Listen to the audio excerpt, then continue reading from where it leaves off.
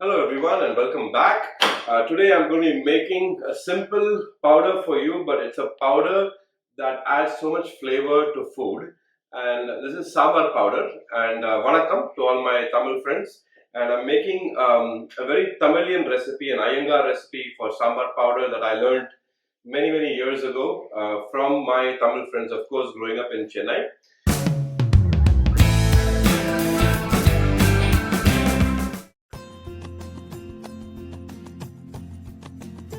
So this is, and there's a kind of sambar called Arachuvitta Sambar. Okay, now Arachuvitta Sambar is when you take the masalas, grind them fresh every time you make sambar, and the flavor of that is unbelievable and irreplaceable. I can't, since in the modern world we don't have time to do fresh grinding, I'm still going to make a masala, sambar powder for you today. That is an Arachuvitta Sambar powder. Except you can actually freeze this for up to 3 to 6 months and use it. Before that, I have something to show my friend Richard Roman in Wisconsin. So Richard, this one's for you. You asked me about the spice box, the Indian spice box. So this is a typical Indian spice box made of stainless steel, and you put your everyday spices in it. It is it's smell proof. Let's call it smell proof, mainly because it has 2 layers. So you have the regular lid, but under that you have this lid that almost fits in an airtight fashion. So you take both these lids off, and inside that you put your everyday spices that in Indian households are used on a daily basis. You know, red chilies, you've got cumin seeds, and you've got some fenugreek, methi seeds here, mustard seeds, cumin seeds, of course I mentioned, red chili powder, turmeric, and some coriander powder. These are everyday spices. Of course, there's a lot more to Indian food than just those spices. So let's get started with our sambar powder. Very simple process. We turn on our stove and we want to dry roast the ingredients. There are a lot of ingredients over here. I'll talk about them as we go. So here I have 3 kinds of dals or lentils, right? So this is chana dal, and this is sambar dal or toor dal, and this is urad dal, right, which is split peas. So what we want to do is make sure a pan is warm. It's warm enough for me. And when you're roasting, the key is don't roast on high. You don't want any of these ingredients to burn. So first we'll roast our dals off.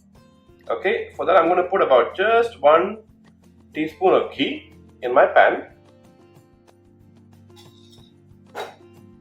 And ghee is clarified butter, and it's magic stuff. Contrary to popular belief, it's not fattening, it's not bad for health, it's actually really good for health. We make our ghee at home, and there's nothing better than homemade.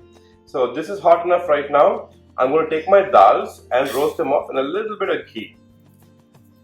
And this is about a 1/4 cup of each. You will see down the description the quantities I've used, so don't worry about that.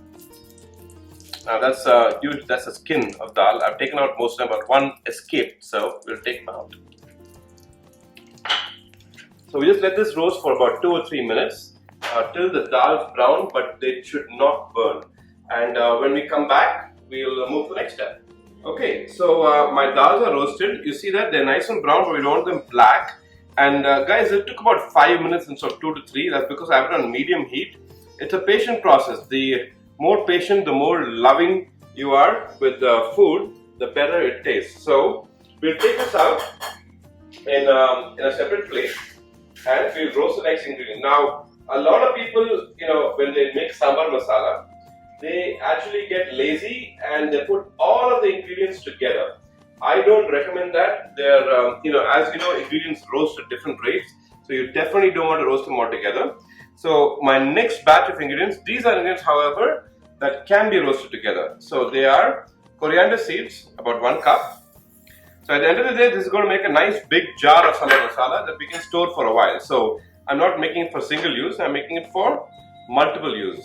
And I'm going to add to that my jeera, which is cumin seeds, methi, fenugreek seeds, and black peppercorns. All of these roast at approximately the same rate, so we're good. And as you can see, I have red chilies here, but I'm not using that. Now these are approximately 2 teaspoons of each. So now we dry roast these. You notice I didn't put ghee this time because we don't need ghee. These just have to be dry roasted. And again, we dry roast them only for about a minute or so until you can smell the fragrance of all of these ingredients coming out, and they will do so very shortly. In fact, I can already smell it. These are absolutely wonderful spices in Indian cuisine that we use on a daily basis, and a lot of these, by the way, have a lot of medicinal value too. Every ingredient in every spice in Indian cuisine has something that is beneficial for you. Okay, so my friend Jammi, a little while ago, as you know, he made a video on our channel on the health benefits and Ayurveda of regular household spices. So do watch that video. You'll get an idea of which spice is good for what aspect of health. So this is already done. So only about a minute because my pan is very hot from roasting that. And you can see there's also already my coriander seeds are starting to pop out of here. That means I've roasted these spices enough. So at this point we can mix it all together. So I'm going to take these out and put it in here. Now most sambar masala recipes will have all of these steps that I mentioned so far in here, but as always I have a tip and trick and a secret ingredient for you. So next I'm going to take my chilies. Again, these won't take very long. As soon as they get a little bit of smoke, little smoky, they're done. And these are just regular red chilies, and you want to make sure that you take off the top of these. I've taken off most of these. Obviously I skipped one and I did it on purpose so I can show you on camera. So I take this off and put that in there. Roast it just for about a minute. So my chilies are roasted, took them out on my plate, put them aside. Next I have here some grated coconut. Now this is copra or dried coconut, it's not fresh coconut. That's what you want to use, and this is a secret ingredient for a good Arachuvitta Sambar. Proper Iyengar style Arachuvitta Sambar. So we throw that in there, and my pan is very hot, so we give it a quick toss. Make sure you don't want it to burn. So just keep stirring. Excellent. And that will take a few minutes to roast. The smaller piece, of course, already almost roasted. So now to this, I'll add some curry leaves, and you can throw them on the side.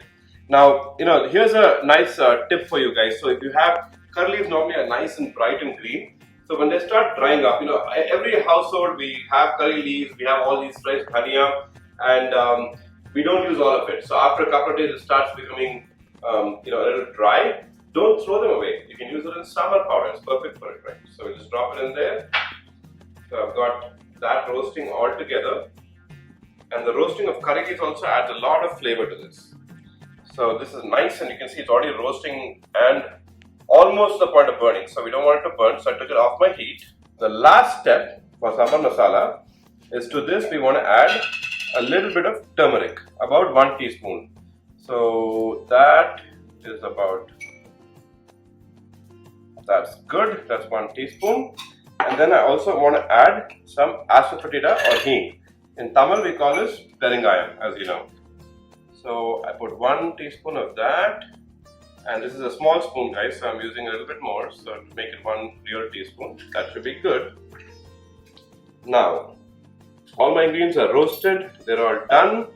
We just give it a quick, we can turn our heat off, mix it together. The ingredients are all done, and everything is roasted. So all I want to do now is blend this to a real fine powder, and that's it. We have some good sambar masala. So we'll blend it, and when it's blended, I'll show you what it looks like. Okay folks, I've ground my masala, and here it is. Let's take a closer look.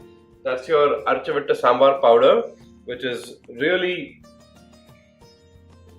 the aroma of that is outstanding. Use this in your sambar, and I guarantee you'll have the best tasting sambar. And in a future recipe, hit the like button if you like this recipe, and I'll make sambar for you next time using this exact sambar powder. And I'll see you next time. Please do subscribe.